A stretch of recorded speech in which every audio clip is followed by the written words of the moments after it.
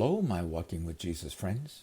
This week, we are seeking God's answers to some of the more complex questions about life in our world. Monday, we asked, who or what is God? Yesterday, we considered time and where you and I fit into God's eternal time spectrum. Today, let's look at what God tells us about angels. I wonder what you believe about angels. Do you think you've ever had an encounter with an angel? Have you ever heard this? Do not forget to show hospitality to strangers, for in so doing, some people have entertained angels without knowing it. Wow! That's Hebrews chapter 13, verse 2 in the Bible. What do you think about that, my friends? So who are these beings called angels? We often read about them in the Bible, especially in some of the really famous events like Christmas, or the resurrection and ascension of Jesus, or the rescue of Peter from prison.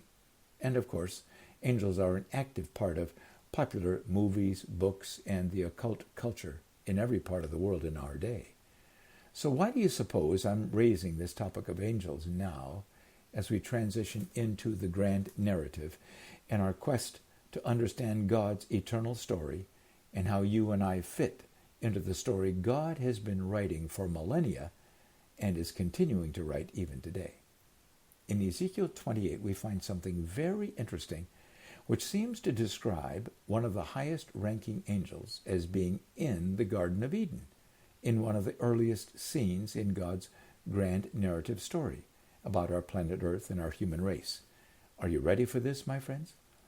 God gave the Jewish prophet Ezekiel a very unusual message about 525 years before Jesus was born in Bethlehem.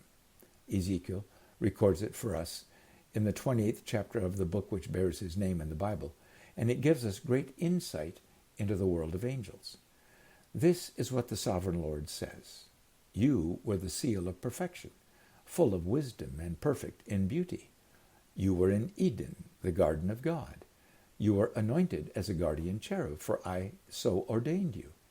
You were on the holy mount of God. You walked among the fiery stones. You were blameless in your ways from the day you were created until wickedness was found in you. Ezekiel 28, verse 12 to 15. Most Bible scholars understand this to be a strong condemnation by God of the angel Lucifer, better known as Satan or the devil. May I point out several important truths about angels I find here in these words and in other scriptures. First, all angels are living, powerful beings God created, apparently before Genesis chapter 1. They were all created holy and morally good. They all resided in God's presence in his heavenlies before the creation of the earth. Angels were not all created by God to be equal. Some were given higher ranks and greater authority and power than others. Satan was evidently ordained and commissioned by God to be a guardian cherub, according to Ezekiel 28, verse 14.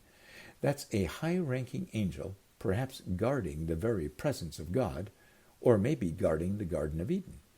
In God's design for the Ark of the Covenant, the golden cover of the ark was to be adorned with two golden cherubim angels, figures who each had two wings, according to Exodus chapter 25. Other angels are described in Ezekiel 28:14 as fiery stones, among whom Satan walked, perhaps a link to the angels involved in the miracle departure of the prophet Elijah, when suddenly a chariot of fire and horses of fire appeared and separated Elijah from Elisha, and Elijah was taken up to heaven in a whirlwind. 2 Kings chapter 2. Or sometime later, when Elisha and his servant were surrounded by protecting chariots and angels of fire, according to 2 Kings chapter 6. In Isaiah chapter 6, verse 2, we find description of another type of angel, seraphim angels, each with 6 wings, who surround the throne of God. There are millions, maybe hundreds of millions of angels, all created by God, and God often sends helpful, holy angels here to earth as his messengers. Did you know that? Listen to what we find in Hebrews chapter 1, verse 14. Are not all angels ministering spirits sent to serve those who will inherit salvation? Oh, I hope that encourages you, my friends. God has been sending angels frequently here to earth to accomplish God's purposes and both encourage and protect his people from the beginning of time. Perhaps you remember Jesus, when he was being arrested in the Garden of Gethsemane, said to his disciples, "Do you think I cannot call on my Father, and he will at once put at my disposal 12 legions of angels?" Matthew 26. By the way, a legion was a Roman military army group of about 6,000 soldiers. And Jesus said God the Father had 12 legions of angels ready to help Jesus. Wow! But Ezekiel tells us Satan, a guardian cherub angel, even though created in perfection by God, evidently became proud, and his wisdom corrupt, and God therefore expelled Satan from his high-ranking position in heaven, according to Ezekiel 28, verse 16 and 17. God explains this horrific event this way: "So I drove you in disgrace from the mount of God, and I expelled you, guardian cherub, from among the fiery stones. Your heart became proud, so I threw you to the earth." The first appearance in the Bible of Satan, expelled from heaven to earth, is evidently the crafty serpent in the Garden of Eden who tempted and deceived Eve. Genesis chapter 3. We'll look at that event more closely in a few days. So now perhaps you see why I've chosen to spend today and tomorrow looking into what the Bible tells us was happening with angels in God's heavenlies even before the creation of our planet Earth and the first humans.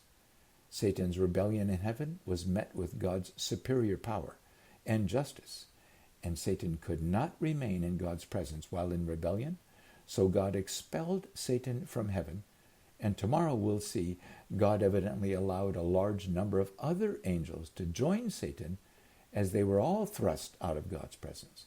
What happened to them? Are they involved in our world today in some ways? Yes. That event is why there is good and evil, right and wrong, and the ongoing battle of temptations to draw the hearts and minds of every person away from God, beginning from the time we are little children. Think about that, friends. And tomorrow we'll continue our look into this exciting and important reality about angels, right here in Ezekiel 28, and we'll add Isaiah chapter 14 and other passages. Meanwhile, here's a great song of encouragement about our victorious Jesus when we find ourselves in the battle. And I'll meet you here tomorrow.